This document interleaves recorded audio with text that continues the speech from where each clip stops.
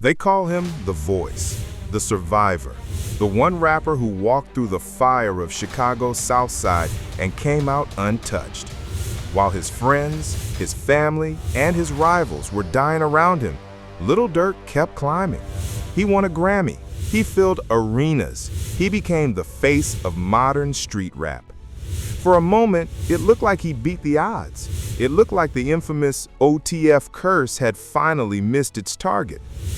But on a Thursday night in October 2024, the illusion shattered. Federal agents surrounded him near a Miami airport. He wasn't stopped for a drug charge or a gun case.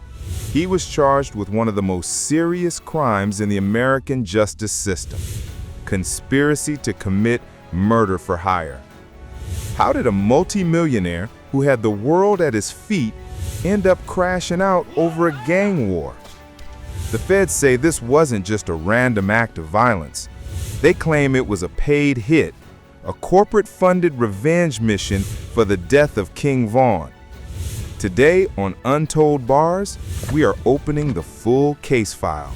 We are tracking the money, the flights, the betrayal, and the single mistake that destroyed the OTF Empire. To understand why Lil Durk is sitting in a federal cell today, you have to understand the ghosts that haunt him. They say heavy is the head that wears the crown, but for Durk, the crown was soaked in blood. OTF, only the family, wasn't just a label. It was a brotherhood forged in the trenches of Chicago. But one by one, the family started dying. First, it was his cousin OTF Nunu in 2014. Then his manager Chino. Then the tragedy of his own blood brother D-Thang, killed outside a club. Durk turned this pain into music. He rapped about being the last one standing. But the biggest loss, the one that arguably broke him, was King Von. Von wasn't just an artist signed to Durk, he was his twin flame. While Durk was the business mind, Von was the muscle. Von was the storyteller. When Von died on November 6, 2020, outside that hookah lounge in Atlanta, something in Lil Durk changed. The internet saw a grieving friend, but the streets saw a debt that needed to be paid. In the world of drill, if you don't slide for your brother, your legacy is over. And the feds believe that Durk decided to slide, no matter the cost. The death of King Von started a civil war in hip-hop.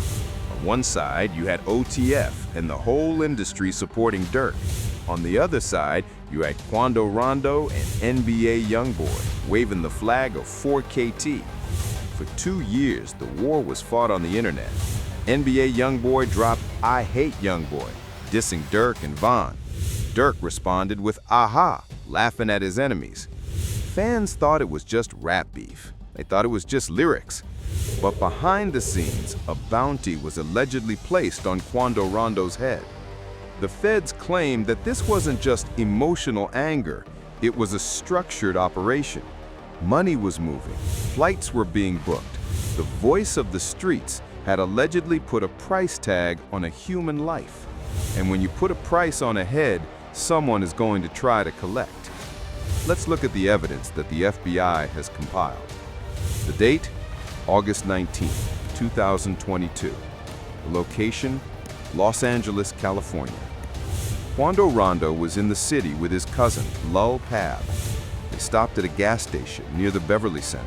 It was supposed to be a quick stop, but they were being watched.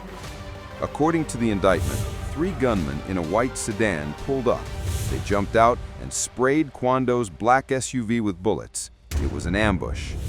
Miraculously, Quando Rondo survived, but his cousin, Lil Pab, was struck and killed instantly. For a long time, the LAPD thought this was just random gang violence. They didn't know who did it. The shooters escaped. The car vanished. But the killers made sloppy mistakes. They left a digital trail so wide that the feds could see it from space. Here is where the empire crumbled. You would think that $1 million operation would use burner phones and cash, but according to the indictment, the hitmen used OTF company credit cards. Yes, you heard that right. The feds tracked flights booked from Chicago to San Diego and Los Angeles, paid for by credit cards linked to only the family. They tracked rental cars booked in their own names. They even tracked a text message where one of the alleged shooters complained about the hotel room not being booked yet. The indictment alleges that after the shooting, the gunman went to a hamburger joint to eat, paying with, you guessed it, cards linked to the organization. Lil Durk wasn't in the car. He wasn't holding the gun. But in a RICO and conspiracy case, you don't have to pull the trigger. You just have to pay for the bullet. And the feds say the money trail leads straight to the top. In October 2024, the trap snapped shut. 5 members of OTF were arrested in Chicago first. When news of the arrest broke, Lil Durk reportedly tried to run. Records show he booked 3 different international flights in a panic. 1 to Dubai, 1 to Switzerland, 1 to Italy. He was trying to get out of US jurisdiction. But he never made it. Federal agents intercepted him near the airport in Miami. Rumors are swirling in the streets that someone on the inside flipped, an informant. Was it one of the shooters trying to cut a deal? Or was it someone in the accounting department who knew about the credit cards? The no snitching code of the streets rarely holds up when you are facing the death penalty. And make no mistake, this is a death penalty eligible case. The saddest part of this story is the waste of potential. Lil Durk had made it. He had the fame, the money, the respect. He had legally escaped the hood. But the pull of the streets was too strong.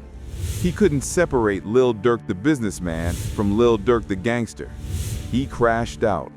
He risked a $100 million future for a moment of revenge.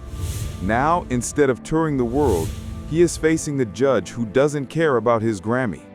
He is facing a prosecutor who sees him as a gang leader, not a musician. The OTF Curse has claimed its final victim, not by a bullet, but by a gavel. As Lil Durk sits in a cell, likely for a very long time, we're left to wonder, was it worth it? King Von is gone, Lou Pab is gone, and now the voice is silenced. This is the end of an era for Chicago drill. What do you think? Is there any way Durk beats this case? Or is the evidence too strong? Let us know in the comments. This is Untold Bars, documenting the culture, one tragedy at a time. Subscribe for updates on the trial.